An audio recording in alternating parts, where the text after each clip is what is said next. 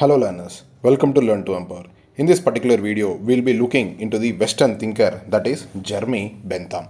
Now we need to understand the importance of Jeremy Bentham because he has given one of the important philosophical understanding that is utilitarian principle. Now you understand that Jeremy Bentham is a very recent political or a philosophical thinker that he lived during the period of 1748 to 1832. He is a British philosopher where his ideas are contributed mainly to his one of the important philosophy that is utilitarianism. Now try and understand that what is meant by utilitarianism, what he wants to say in this regard of utilitarianism. We have seen this utilitarian concept in the attitude, the functions of the attitude, where we said that every human being will try for utilitarian function where he will maximize pleasure and minimize pain. The similar as a case, utilitarians or utilitarian principle argues that the fundamental goal of the ethics and the legislation should promote happiness and the reduction of suffering. That it means that every legislation or everything, every action that we take or the ethics that we take, the decision that we make should do for promotion of happiness and the reduction of suffering. He quantified, very important, he quantified, that is he talks about the largest happiness for the largest number of good. That is he talks about happiness and suffering in terms of pleasure and pain, right? He says that people in this world try to maximize the pleasure and minimize the pain. He wants to give his ideas into certain examples. Now let's look into the example that he has given,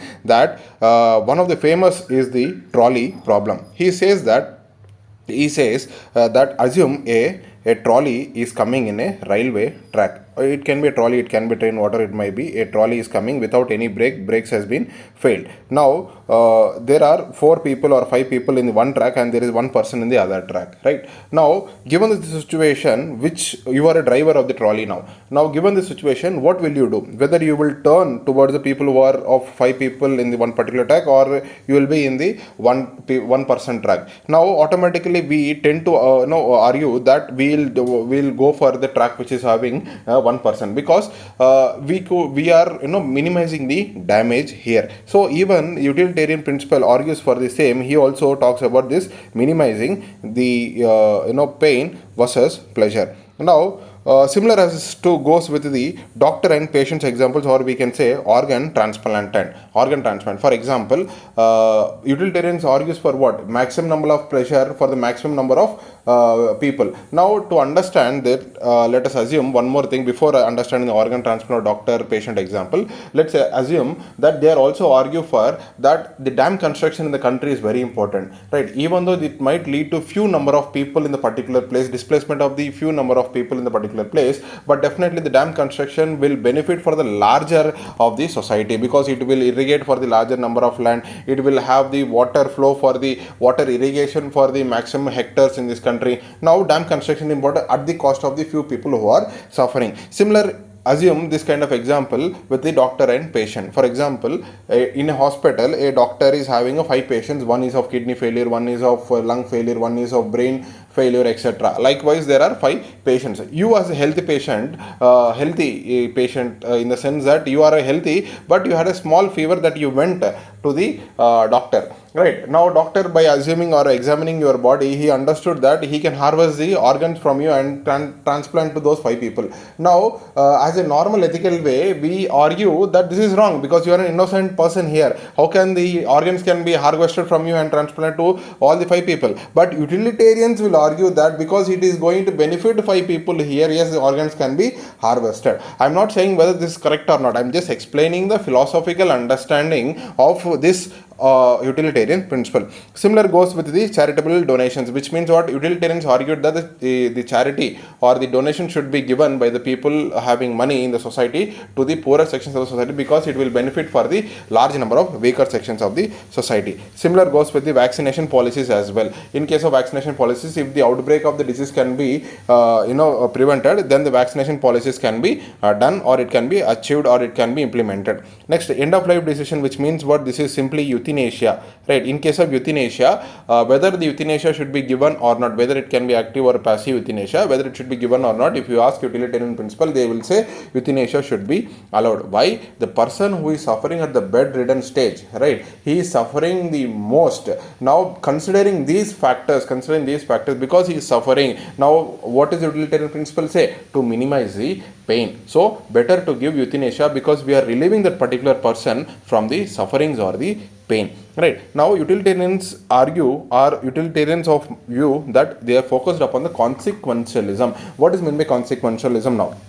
Now, very simple, consequentialism is a form of morality where the actions are determined by its outcomes or consequences. Now, if you understand cleanly, utilitarians are focusing upon what? Maximum pleasure versus minimizing the pain. So, they are focusing upon that what is the outcome of the things that is being done? What is the outcome of the action that you have taken? Not focused upon what kind of action you are taking, rather they are focusing upon what is the outcome of the action. Now, what is the outcome of the action? Let's try and understand that they are saying that if your outcome is good, then your actions are also good, right? So this is called consequentialism. For example, you have constructed a dam, it is helping the larger number of people. Now your outcome is good, then it is okay, right? It irrespective of whether the small group of people displaced or not, doesn't matter, because your outcome is good. Now this is where Gandhi differs. Gandhi talks about means versus end, right? Gandhi talks about means versus end. Now he talks about the mean should be good, not the end. End purpose anyhow will be achieved. Even our Bhagavad Gita says the same thing. You put your effort. At the end of the day, whether you will get the result or not, it doesn't matter. But if your effort is important. But in case of utilitarian principle, it is not the case. The end result is the utmost importance, right? Now some of the examples that can be quoted here is that for similarly donating charity because it will help the larger number of people. Second, traffic law adherence. If nobody is there in the signal, also you are stopping the car or a bike, right? Because you think that if you break the signal, obviously there will be occurrence of accident might happen. So considering those factors, you are stopping the car. So likewise, these are the examples that we can be given. Panopticon, which is a theory that has been given, it is not relevant for the ethics. Now let's look into whether this theory is correct or not, whether this pain versus pleasure theory is correct or not, right? He is quantified. He said that if the larger number of people satisfied, then that action or that policy is correct. What about the minority people who are suffering? What about the minor people who are displaced from the construction of the dam? Don't you see there is still they are suffering? Is they are happy? No, right? So he quantified when the maximum number of people are satisfied, then that policy or that action is correct. But actually in true reality that is not correct, because you need to also take the minority view as well, right? Why? Because at least if you are not implementing that, at least it will have some ripple effect, at least in the ripple effect, because that minority view is important for us to understand, to stop the further destruction that can happen because of the action that we are going to take place. Now this has been modified by his own son, that is J.S. Mill. John Stuart Mill modifies his father theory. Now assume that clearing UPSC is equal to watching 2 hours of movie. Is both the pleasures are same?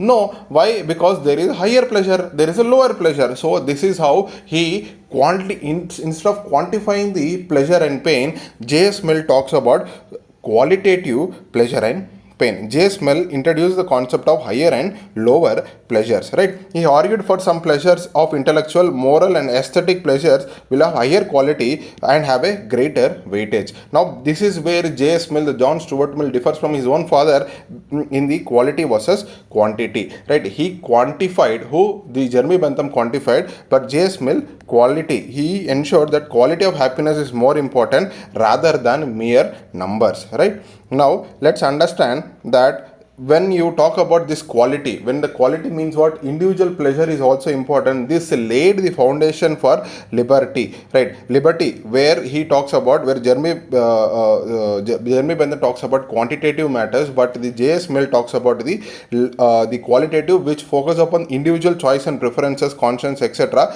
which given the thought for the liberty school of thought, right? Some of the quotations given by Jeremy Bentham are: it is the greatest happiness of the greatest number that is a measure of the right and wrong. This is the theory, or this is the quotation given by, where he talks about greatest number of people are satisfied, then obviously that decision is good. Second, pain and pleasure governs us in all we do, all we say and all we think. think, right? He says that all the matters, pain and pleasure will govern us. We are also seen the utilitarian function in case of attitude as well in our previous video.